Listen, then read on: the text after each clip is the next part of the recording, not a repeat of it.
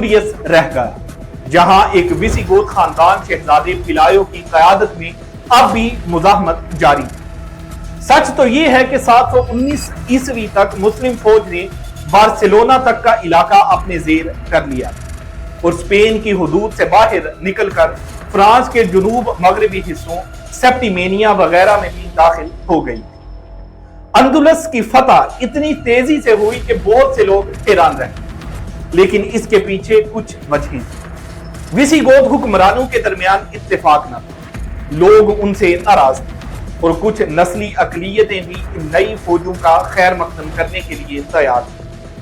طارق بن زیاد اور موسیٰ بن نصیر 714 عیسوی تک نارتھ کے ایسٹورگا اور زیراگوزا جیسے دور دراز شہروں تک پرچم اسلام لہرانے کا مقصد حاصل کر لیا، حالانکہ بالآخر 722 عیسوی میں اوسٹوریس کے چھوٹے سے کرسچن حکمران پیلائیو نے کوواڈونگا کی جنگ میں ایک مسلم ریڈنگ پارٹی کو ہرا دیا، جسے نارتھ میں کرسچین مزاحمت کی چھوٹی سی چنگاری بجھنے سے بچ گئی۔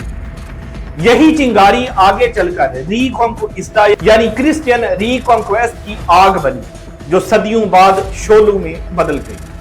ابھی کے لیے 8ویں صدی کے دور میں یہ اہمیت رکھتا تھا کہ اسپین کے اکثر علاقوں پر اب مسلم فوج کا قبضہ تھا اور اسلامی حکومت کا نظام قائم ہو چکا تھا۔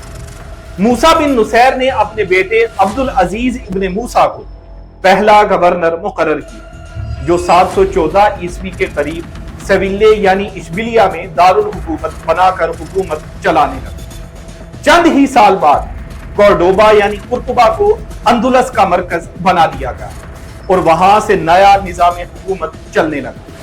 یوں اندلس کے نام سے مسلم صوبے کی بنیاد پڑی، جو سیدھی امیہ خلافت یعنی دمیسکس کے زیر انتظام ہے۔ اتنے بڑے علاقے کو فتح کرنے کے بعد سوال پیدا ہوتا ہے، اندلس میں اسلام کا فروغ کیسے ہوا؟ کیا ساری آبادی نے فوراً اسلام قبول کر لیا؟ تاریخ یہ بتاتی ہے کہ مسلمانوں نے عوام کو جبراً مسلمان بنانے کی کوئی پالیسی نہیں اپنائی۔ فتح کے بعد حکومت نے سماجی اور اداری نظام اپنے قبضے میں لے لیا، لیکن عوام کے ایمان اور عقیدے پر فوراً یا برابر کوئی اثر نہیں پڑا۔ ہر جگہ زندگی اپنے حساب سے چلتی رہی۔ بہت سے معاملات میں مسلمان حکمرانوں نے جزیہ کے عوض کرسچین اور یہودیوں کو اپنے مذہب پر قائم رہنے کی اجازت دی۔ دھیرے دھیرے اہم خاندان اور مقامی اصحاب نے سیاسی اور معاشرتی فائدے کے لیے اسلام قبول کرنا شروع کیا۔ مقامی امراء اور با اختیار لوگ جو نئی حکومت میں حصہ چاہتے تھے وہ اسلام کی طرف مائل ہوئے اور انہوں نے عربی زبان اپنا لی، جو کہ درباری زبان بن چکی۔ 9ویں اور 10ویں صدی تک آتے آتے خاص کر شہروں میں کافی مقامی لوگ مسلمان ہو چکے تھے، لیکن اب بھی اندلس کی کثرت عام آبادی اپنے آباء و اجداد کے مذہب یعنی عیسائیت پر قائم تھی۔ انہیں مزارابز کہا جاتا تھا، یعنی وہ مسیحی جو مسلمان حکومت کے دور میں رہ رہے۔ لیٹن زبان بھی قائم رہی اور چرچ اپنا کام کرتے رہے۔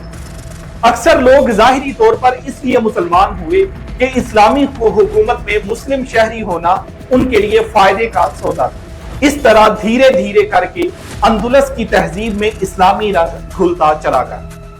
شروعات میں اندلس کا نظام امیہ خلافت کے زیر اختیار رہا، جس کا مرکز دمیسکس تھا۔ موسیٰ بن نصیر جو کہ نارتھ افریقہ کا گورنر تھا اور طارق بن زیاد جو کہ اسی کے نیچے بیربر سپہ سالار تھا۔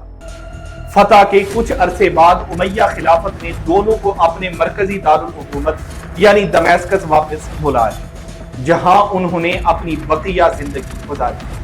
انجام یہ ہوا کہ اگلے کچھ سال میں اندلس میں وائس رائز کا سلسلہ چلا، جو سیدھا امیہ خلافت کو رپورٹ کرتے۔ 8ویں صدی کے آخری حصے میں حالات نازک ہونے لگے، خاص طور پر 740 عیسوی میں جب نارتھ افریقہ کے بیربر قبیلوں نے بغاوت کر دی۔ یہی بیربر لوگ بعد میں مورز کے نام سے مشہور ہوئے، یعنی وہ مسلم نارتھ افریقنز جو اندلس میں بس گئے اور جن کے اندر اکثر بیربر اور عرب دونوں شامل تھے۔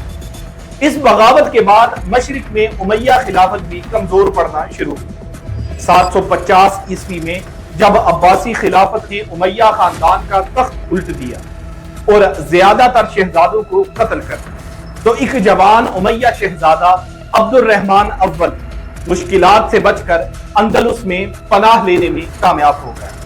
یہ 755 سے 756 کا واقعہ ہے جب عبد الرحمن اول دریائے فرات کو پار کر کے افریقہ سے ہوتا ہوا اسپین پہنچا اور وہاں کے گورنر یوسف الفہری سے لڑائی کے بعد اسے شکست دی۔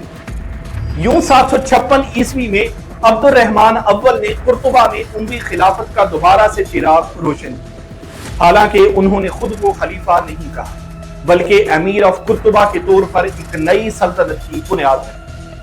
یہ سلطنت ظاہری طور پر عباسیوں سے آزاد ہے۔ عبد الرحمن اول سے لے کر اس کی نسلوں تک اموی امارات قرطبہ نے تقریباً 3 صدیوں تک اندلس پر حکومت کی۔ اموی حکومت کے اس دور کو اندلس کا عروج کہا جا سکتا ہے۔